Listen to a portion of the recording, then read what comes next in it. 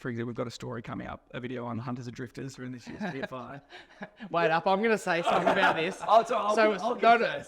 So when we drop the TFI, Jack's like, what'd you say? There ain't no friends in TFI. No friends in TFI. All of a sudden, he's held their film at ransom, and he's not sending it to the public until it's over.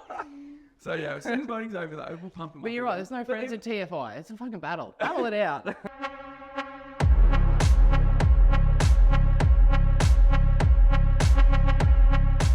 Welcome back to TFI Uncut. I am here with Jack and Jordan. Did I get that right? 100%. Jesus Christ, I don't know why I'm struggling with these intros so bad, but I have got something to say. So we've sort of been like in similar fields for what, 5, 6, 7, 8 years now. And I've only ever known you online. And I just had like this vision in my head or whatever of what you were like. And I figured like you're a creative person, like obviously doing all the stuff you're doing. And then when I met you in real life the other day, I was like, this guy's a friggin' rock star. I'm like, how did I have this so wrong? And you are. So everyone, this is Jack, the rock star. I'm not a rock star. Geordie makes me look like a rock star. I don't know, mate. You said you didn't get to bed till 5 a.m. Oh, that's true. It's a bit of a rock star move. That was a fun night though. How good is the premiere? Mate, it was sick. It was so sick. It was such a good night. Bit of riff-raff went on. It was good. But yeah, welcome to TFI Uncut. And we're really keen to have you involved in this year's event. And we're so stoked to hear about what went into the film. And then I'm also keen to talk about this mag of yours and all the other cool stuff you got going on. Yeah, thanks, mate. Like for the captain and for Moby Dick for our business, it's always been like making other people look like the hero and the captain. So like I can relate. Having us like being sort of in it and incorporating ourselves into the story this year was something new for us. So I appreciate the invite and for having us here. Cool. Well, let's just chat about the film and what you did, and then what went in behind the scenes, what role you played, all the crazy stuff that went down. I know for a fact that more than one person has said that film felt like it went for 4 hours. Because we went on an adventure and it just was, what the hell is going on here? But yeah, it was incredible film, obviously. Yeah, it was wild. Like it was Geordie's concept. It was his baby. I said to him, the TFIs invited us. We need to like do something which is crazy, like something captain-y. Just go all out. And what'd you say again? You're like, we were born for this shit. Oh, when Sarah messaged me, I was like, I've been training for this moment for our whole lives. That's exactly what you said, yeah. So I threw it to Geordie, and he actually came up with a concept because he'd spent a lot of time with Tommy from Marino. Yep. And obviously Tommy grew up in PNG. Yep. And doing a trip like this was something he always dreamed about. Tell the guys at home what the plan is. Tell us, Geordie.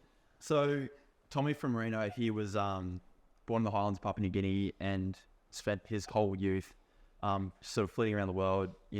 Went to Ghana in Africa, spent a few years there, and then went back to the Fly River. And the Fly River was sort of the highlight of his childhood, catching these massive black bass with his dad and his mum and his brother. And then he moved to Australia and spent a bit of time at uni and was an engineer for a while. And then he had this dream to create these boats. And the first time we met him, he said sort of the dream trip in his boats that he's built would be to take them back to oh wow, up. And so it was sort of like a full circle trip, and he built these boats to enable that. If you haven't seen the Marino boats, you need to go check them out because they are pretty sexy as shit. Yeah, they're so sexy. And they're Aussie made, Aussie designed. Oh, they're actually not Aussie designed. They're designed by Michael Peters in the US. There you go. Also designs, is it Valhalla? Yeah, all of the big lanes. Yeah, right. Yeah, massive boats over there, and they're beautiful. Like the lines on these boats are incredible. So beautiful, yeah. And Tommy's incorporated these awesome, underfloor storage hatches that, there was 4 of us on the trip in a bit over 2 weeks, and we had so much gear, but the whole deck was completely clean. There was nothing on it. Just sexy. Even our Pelican cases, we somehow managed. Yeah, they're in there. We travel heavy. We traveled a lot of gear. You travelled a long way too. Keep going on with the plan. Yeah.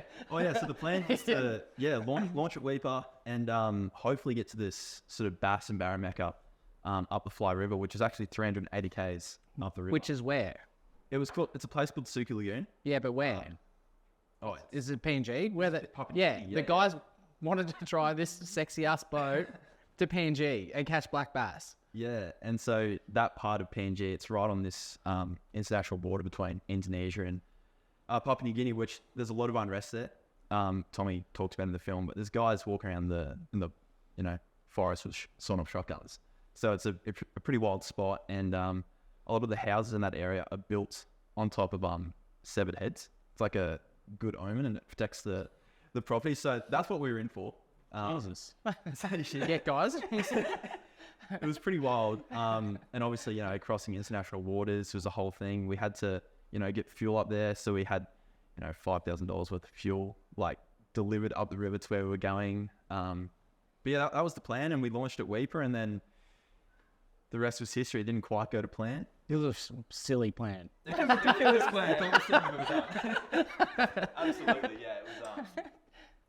It was pretty crazy. But Jack, do you want to talk about what actually happened on the trip? How much do we want to give away? What do you think? Should we tell everyone what actually? This is what I reckon. If you haven't watched the film, you need to go to thefilminvitational.com. You need to pay your $4.99. You need to watch the films, check out this film in particular, and then come back and listen to the rest, and we'll disclose a bit more. Otherwise, it could ruin it for you guys. But yeah, it's But no, we won't give everything away. But let's go into some of this stuff.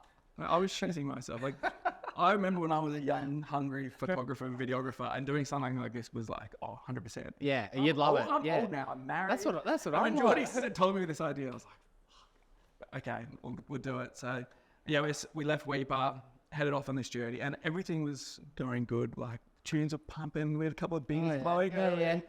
And we just bombed it up. Bit of first night fever. Exactly. Yeah. And I got to Thursday Island, and that ended up, we're supposed to be there for 1 day. Yeah. But Thursday Island ended up being our home for probably 10 days. Yeah, And there was dramas there, yeah. As soon as we arrived, we had Border Force, our good friends in Bloom, came and had a little chat to us and told us we needed to give them a little bit more paperwork than we sort of thought that we had. We thought we had done already, but so it was fine though. We were happy to just keep trying to overcome all these issues and keep pushing through. But That's what we found. Like, once you're in the experience, all of a sudden you can just go that extra bit. You can go that extra bit. You can go that extra bit, and all of a sudden you end up where you guys did. That when stuff did start going wrong, we realized that we were so deep. We just had to Yeah. we just had to surrender to it. Yeah. And that became You had to push through. It didn't matter what you're coming out of, but you had to come out of it. Yeah, exactly. just lean into every aspect of it. And we were super optimistic. Like, if we go that little bit extra, if we push a little bit harder, eventually it will happen. Like, it has to. It has to. It It's has so to. hard to get to this point. It has to work out. But it never eventuated. Yeah, it felt like every time we took 2 steps forward, we took 3 steps back. Yeah. Like, even just while we were sitting around waiting for our paperwork to clear, we're like, let's just go for a fish, try and catch some cool topwater species. Yeah. We cracked the T-top while we're doing that. And then that was a whole other thing. Had to get the boat out of the water, find a welder on Thursday Island, and meanwhile, no accommodation. So Geordie slept on a park bench one night. I slept in hospital one night just to get a bed, mainly. More than anything, I'm like, I'll scratch my leg. Can I believe it's my finger's sore? If you're listening to this, everyone in the hospital, I did need to be there. But thank you for having me. Yeah. But yeah, mate, everything went wrong. But it, in the end of it though, it was really it was an amazing trip. It was an incredible film too. And we'll be telling our grandkids about this yarn for forever. Yeah, everyone we tell a story to, they're like, jaws are on the floor as it's telling you, and then you're like, and then this happened. Then it's like, well, when does this end? It never really ended. It just kept getting worse. It just kept, it just kept going. That's what I was saying. Like, some people thought it went for 4 weeks. It's like, what the hell just happened? And you know what the worst part of the whole thing is? Tommy keeps calling us, being like, "Should we go do it? Should we go again?" Oh, he wants to run it back. He wants to finish it back. Oh my god! If you haven't watched the film already, so Tommy is so funny. Like, I personally love him because he swore so much through the whole thing, and I'm like, I'm in the clear. I'm in the clear for a little while because I'm a serial swearer, and I get so much trouble, and I'm always holding it back in these potties. But yeah, I loved Tommy. Tommy's the man. Even Zerky, he just sort of grounded the whole thing. Tommy's just sort of crazy. He's got all these ideas. He's a character. He's running 1 million miles an hour. But then Zerky's sort of just he's good for Tommy. He brings him back down to earth, and he's a crack up as well. So it was a really good crew. We're all from such different places. Like, the boys in North Queensland, Jack, Sydney. I'm down southern New South Wales. All do different stuff, and then we came together. And it's sort of motley crew. It was pretty cool. I've never met Tommy as well before this. We've done a few videos. Did you do the project? Yeah. So I was really banking on Geordie trusting this strange guy, which I'd never met Oh, before. wow. to get That us makes it there. even funnier. Yeah. Just a couple of Zoom meetings and, Yeah. and that sort of thing with him. But when we got to Weeb, that was the first time I met him. Yeah. And then when they blew up 2 bearings before I even got there, I was like, oh, this could be shit. But nah, Tommy, absolute legend. And Zerky, the other bloke, he was a champion. If he wasn't there, I think we would have been lost without him. Yeah, Because we right. needed someone to rein in Tommy the best. Well, you guys are experts in the content creation space. Do you want to maybe talk about what went into some of the shots, some of the storytelling? Definitely. Etc.? Yeah, Geordie's like, well, I was taking stills because we were going to do a magazine story for the captain. Yep. Sort of like a behind the scenes sort of thing. Yep. But Got it, Geordie, from the video side, that was more important. I just classed myself as Geordie's emotional support water bottle on this trip. Water bottle. So although I had the stills camera out, Geordie was doing the heavy lifting, and like there was a lot to take into account, like in regards to keeping batteries charged, like solar panels on the boat. Yeah, there's so much goes in. Yeah. And there was nowhere to charge it. So that, like, I'll let you talk to what actually needed to go into making that happen. Yeah, it was a tricky one because obviously on a lot of the shoots we do, we either end up back at a hotel or motel or something at the end of the day to recharge. Yeah, yeah. Yeah, But this time we were reset. but we were just out in the elements, sleeping on a boat with 4 blokes. And so I remember the first night, I'm backing up data down the side of the console, like with my laptop out, and it's just like there's water dropping on my head from the condensation. It's landing on my laptop. And then, charging gear was a struggle. So when we were on TI, it wasn't too bad because we had, I think we charged cameras in the board force office one day and like used their PowerPoints to charge our gear. But yeah, it's sort of, we wanted it to look real polished and as professional as it could, but that sort of all went out the window. There's a scene in the film that was purely shot on iPhone just because, well, the camera gear actually got washed away in the boat. Oh, that just brings a whole other level to that scene. Oh my god! All the gears in the boat. So we were actually, when the boat went missing, Holy hell! Yeah, it was wild. we had a moment on there when, for people The that boat don't know, we may lost have the got boat. stolen. $400,000 Marino, and we left the keys in it that night. Went to the pub, came back, and it's Another gone. level. All the camera gears in there. I had my AirTag in my Pelican. I know what the camera guys are like. I've like that because I don't never lock my car. And whenever I got a camera guy in my car, I'm getting like 50 meters away from my car. They're like, "This motherfucker gonna lock my stuff up or what?" Yeah. Oh, it was freaking. Luckily, the AirTag was there, so Yeah. I tracked where the boat was Oh, is that? up in my camera case, and that's when we. That's how you found it. That's how you found it. Like with the AirTag. So yeah, that whole scene where, we're in the depths of hell pretty much. It was all iPhone. That's all we had. We just whipped it out. Before I even looked to see where the boat was, I reached for my phone, started filming, and just ran. And we didn't know what was going to happen next. So yeah, you just had to be on. Yeah. Pick up the vocals. Yeah. Jordy was like, he was dying to help, like in the situation, but I was like, nah, just you film everything. Do Yeah, not stop yeah. filming, even though everything was going wrong. Oh my god. So let's get back to the good filming stuff. You were on stills. You had no camera. Yeah, exactly. So I was in the water. Yeah. Went ass over tit into the water and banged himself up pretty bad, but managed to film that. But it was so dark and it was windy and it was just chaos. So we couldn't capture it the way probably would have liked to. But it sort of added to the emotion of it all. Like it was just wind and just everyone swearing. Like there was that scene had so much swearing. But yeah, it was pretty wild. And sick. Yeah, and I think like the cinematic choices as well. Like a lot of people, like you just watch the video, but the amount of time that Geordie put into actually constructing all of these fuck ups into an actual story, yeah. which was cool. He actually lost it for a bit. He was editing for 2 months in our captain warehouse with no, like, just living in there, sleeping on the couch, going to the computer, and he constructed this. I think this is when he finally lost it. He built a clock face because he couldn't figure out how to put the story together, and had like at the sort of the 1 p.m. slot, you'd have, the start of the story, and then something went wrong at the 7. You can explain it better than I can, Yeah. but it was in the midst of Yeah, your talk to us madness. even about this process. I And what, was in the belly of the beast trying to construct this thing. Like it was just 3 weeks of chaos trying to put into 20 minutes. And you can tell a good storyteller or a good poet by trying to condense something into like, when you're trying to sell a brand, it's like, yeah. sell it to us in 30 seconds. Yeah. That's kind of what Yeah. the festival felt like. And so 3 weeks into 20 minutes was an absolute nightmare. And I'm drowning like 20 plus hours of footage. And so, yeah, I remember watching a video on how they constructed Raiders of the Lost Ark, the Indiana Jones film. And I remember them talking about, like, if you put it on a clock, like this story beat happens here, this story beat happens here. And so I'm like, oh, I'll just implement that. And so I dropped this clock face and I put all the story beats that happened and they all had their different time. And I said to Jack, I was like, are you okay? Like, should we come and check on you? Because He lost it. Yeah, what the fuck? I was like in solitary confinement trying to put this thing together. Yeah.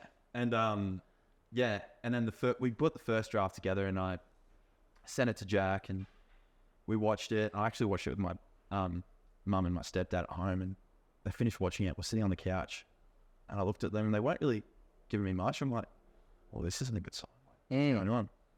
And then mum looks at me and she goes, yeah, it's good.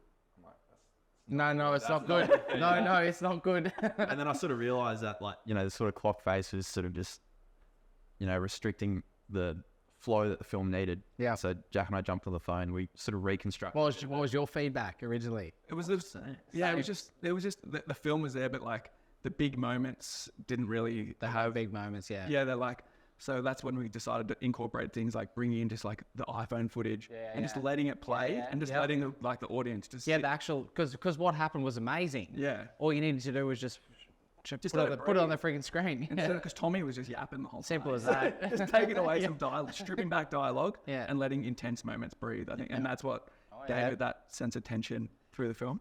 Very, very good call. And even like reconstructing the ending, like we had the ending sort of saying, you know, we will go back one day and make it happen. And it sort of felt like you were back at the start. And so didn't really feel like we took anything away from the trip. It's like it was all sort of for nothing. But then the reality of the trip was we met so many incredible people. Yeah. You know, we all became really good mates. And so that's sort of So many hurdles that you had to overcome as well. Yeah. I'll show you actually. I put together a list while we were cruising. Oh, here we go. It's time. So this is the fuck up list for whichever camera here. So this is well, it's a all the full different page. things that went wrong on the trips. 2 full pages.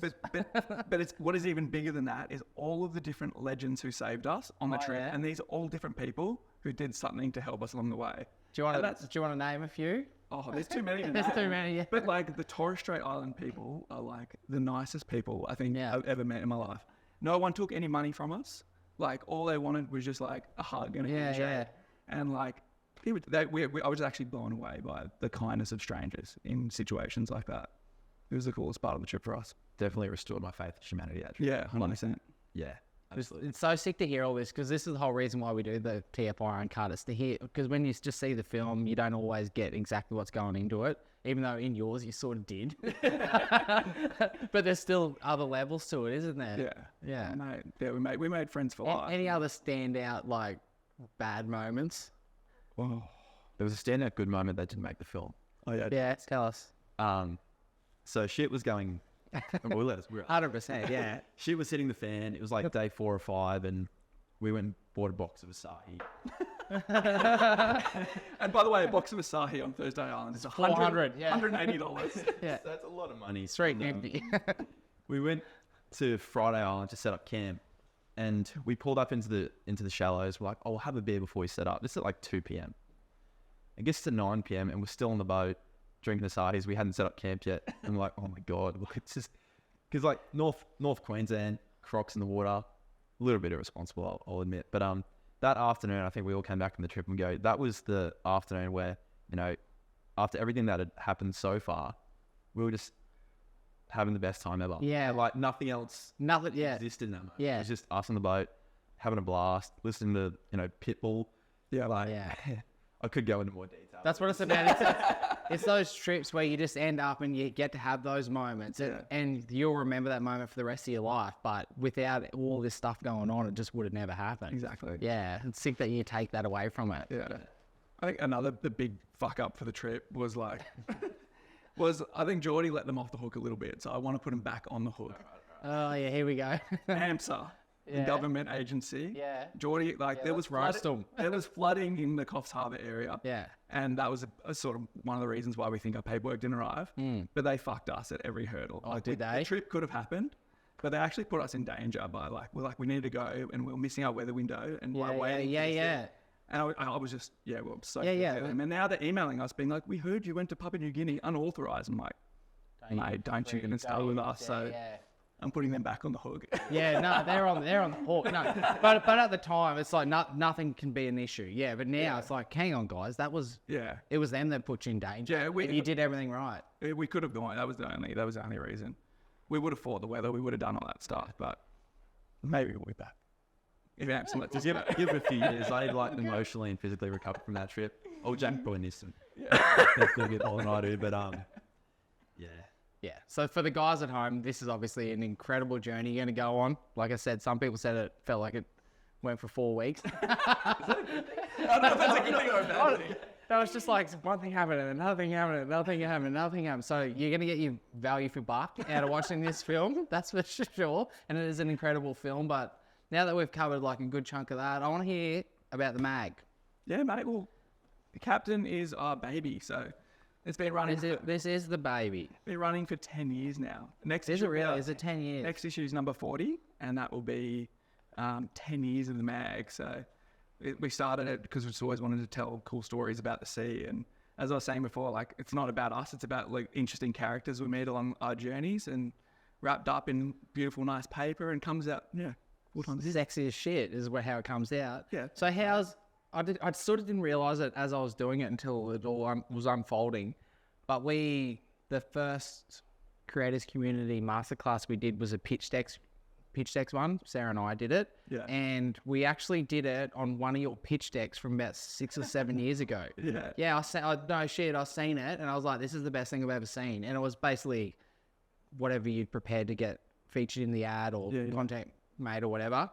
And then we essentially use like a bit of, I guess, your class added onto our stuff, and we use it as like a model. And then we also, we dove deep into what you prepared for like creators in the community who like want to get some deals done or make some money or whatever. And yeah, it was just, at the time, it was one of the highest level things in the industry. So you've sort of set the benchmark back in the day, and you still are. It's incredible. I feel like, especially now that magazines are a bit of a dying thing, this thing ain't going to die ever. This thing's stronger than ever. Yeah, it's just getting pushed all to here. Yeah.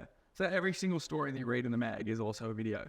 Yeah, on our YouTube channel, on our Facebook, everything. But it's, I feel like when we started this, that the fishing and boating level of content was like pretty low 10 years ago. But now, having gone to like the premiere the other night, seeing the level which everyone is now is like insane. But it's not everyone. It's just the TFI level, and they're up to your level finally. Yeah, they're finally catching up. But they're only catching up because of the incentives we're putting in place. You set this level for yourself. Like, I'm curious to hear like what made you do that. Well, for us, like I've always been in magazines. Yeah. And my background, sort of content creation as well, photography, writing, that sort of thing. So I actually used to work for a big publishing company, like Bauer Media. I was like, James Packer days back then. But we just saw all of the clients that we had in those magazines back then. All they wanted was content, and there was just such a thirst for content. They need content. So we started a production company called Moby Dick Content, which we still run today. And then we ran that for a year, and then we started seeing all these clients we were producing these videos for had nowhere to put them. Like, they didn't use them on their Facebook. So we're like, let's just create a channel. We'll create the cool content for the clients. And we'll show it off for Exactly, them. yeah. Because that's what we've noticed. We've created a lot of really good content for people, but just doesn't get used. They come to they're like, this is great. And they do 1 or 2 posts, and you're like, what a waste. Yeah. But yeah, you're really showcasing exactly what it is. Yeah, and we try to wrap it up in beautiful packaging, and then, mate, that's the Captain's yarn.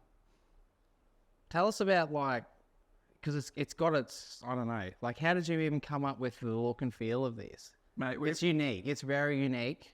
We went to our designer. Our designer he's an absolute god. Yeah. Like, you should see the stuff he does. So I would have assumed you were doing all this. No. I just take the pretty photos. But our designer, his name's Brendo. Yeah. I've never met him, and we worked with him for 10 years. Yeah. Which is crazy. Yeah, you'll say this before. Yeah. So you've never met him. Never met him. But he's just so good. One time we had the story on, it was the rock fishing boys, Briggsy and on those lads, and he didn't have all the pages, if you've seen the Captain, covered in barnacles and there's seaweed and all sorts of shit going on. But he didn't actually have the correct design elements he needed, so he went down to a local rock pool, photographed all of the rocks and then built the story all around the design of the local rock Next pool. level. Like he goes all out, and we give him massive creative license with the captain, and we just say, just go for it. And he gives us this beautiful product every quarter. So we love So putting it together. It's a labor of love. We're actually sending to the print today on our current issue. Oh, really? Yeah. So Tell us about the upcoming issue, because there's going to be some TFI features in there. yeah. So the next one, we've actually got a full story on the PNG trip. Yeah. It's issue 39 of the captain. You'll see it's got a nice East Coast boats on the cover, 6-meter boat. And you can read, the trials and tribulations. And there's a QR code on there, so you can go vote for our film as well. You can support the boys. Yeah. How many issues do you send out of these? So we've got 1,000 subscribers, Yep. and another 8,000 of those get onto newsstands all throughout Australia and New Zealand, and international subscribers too. So anyone can get it. So sick. Thanks, bro. Have you thought about making this like an international version of this? We've thought about it, but the scene in Australia is just so different to the US. Like they see our wave breakers on boats, and like, what is that? No, they just don't It's like a our whole nother stuff. beast. So We took this blue cat here for a spin like literally last week. Yeah, that's so sexy. can't wait to go. He can go like 90k an hour, just like a spaceship. They're built over in the US as well, eh? I think US and Dubai, but I could be wrong. But yeah, Yeah. the boys have got them here, and they're like really good value for money. Yeah, I can't wait to go for a spin. Benny's in love with it. Yeah. They're nice. I also I've noticed when you are trying to level up and you're trying to invest in yourself, because we've done it, or we've attempted to do it, or we're going to do it.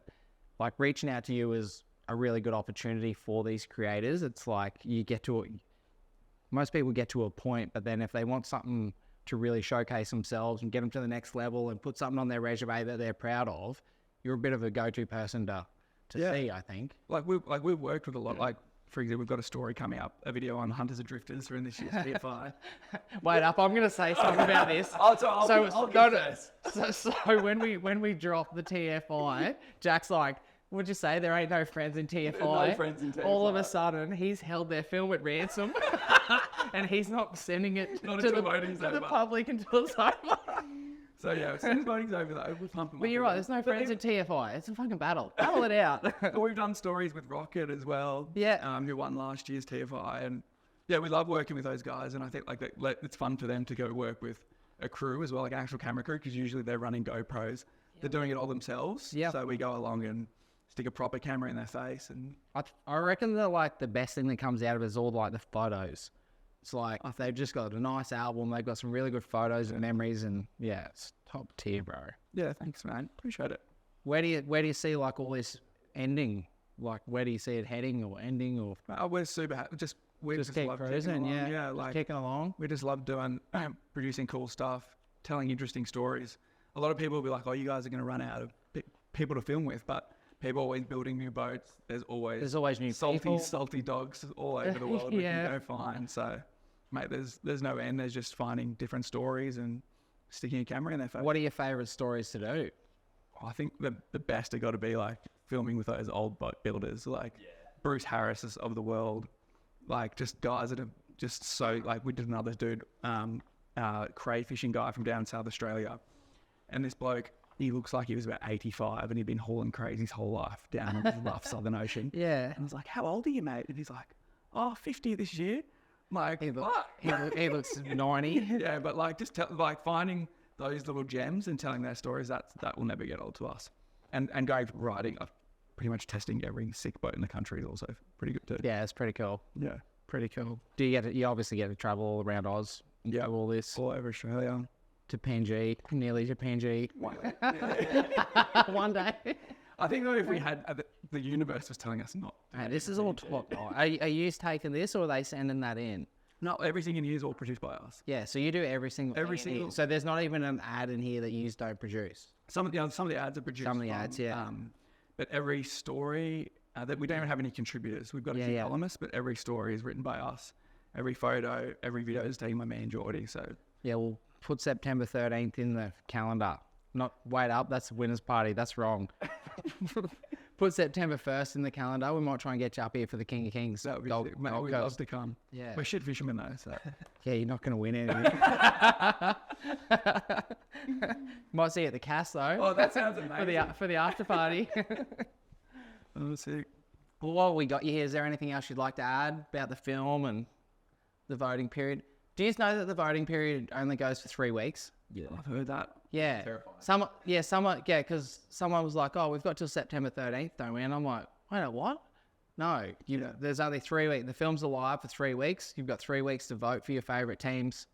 And then, we've got like a week promo for the 4x4. And then we've got 3 weeks for the 4x4 guys. And then we've got the big winners announcement party at Juju here on September 13th. We're going to see you at the party. Yeah, we'll be there. Yeah, we're sending it. Eh? Yeah. We're all sending it. What? Give us some. What's your advice? What is the best way to get people on board with the film? To support the film. Oh, I think it's just everyone just needs to check it out. It's $4.99. Like you can't buy anything for $4.99 anymore. Like it's incredible content, top tier content. Everyone's got their own story to tell. Everyone's gone on their own journey, their own adventure. The wildest stuff's happened. Like you said, like you've been working on this for weeks, months. You've taken time off like your actual projects that are making you money. Like this is like just it's an experience. Clients Yeah, hate us. yeah.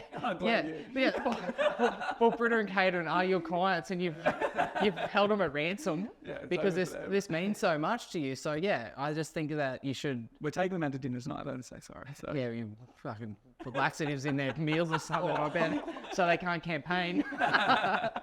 No, but the guys just put their heart and soul into this, and I think you just need to jump onto the website and you just need to check them out and support them, support the people who are doing great things. And yeah, we appreciate you putting so much time into the event and coming down here and chatting and doing all this stuff. Had a blast doing that. It's been awesome. It's been a great experience, yeah. I'm glad we're not to blame for the other stuff. Yeah. We never told Sarah all the shit that was going wrong on our trip, but she said she was thankful. Like she would have been wigging out, but yeah, no, because some people were actually saying a lot of that stuff. She's just like, oh man, yeah, because it is stressful for us because we want everyone to have the best possible experience. That's why she'll answer calls at any time of the day. Look after us however we can, and yeah, we hope you have had a good experience. Hope you enjoyed Gold Class. Hope you enjoyed the voting period, and yeah, we'll definitely enjoy the party. 100%. Thanks so much. Let's wrap it up there. Perfect. Cool. Thanks, guys. Much appreciated. Thank you very much. Thanks for listening to another episode of TFI Uncut, guys. That's it. That's a wrap.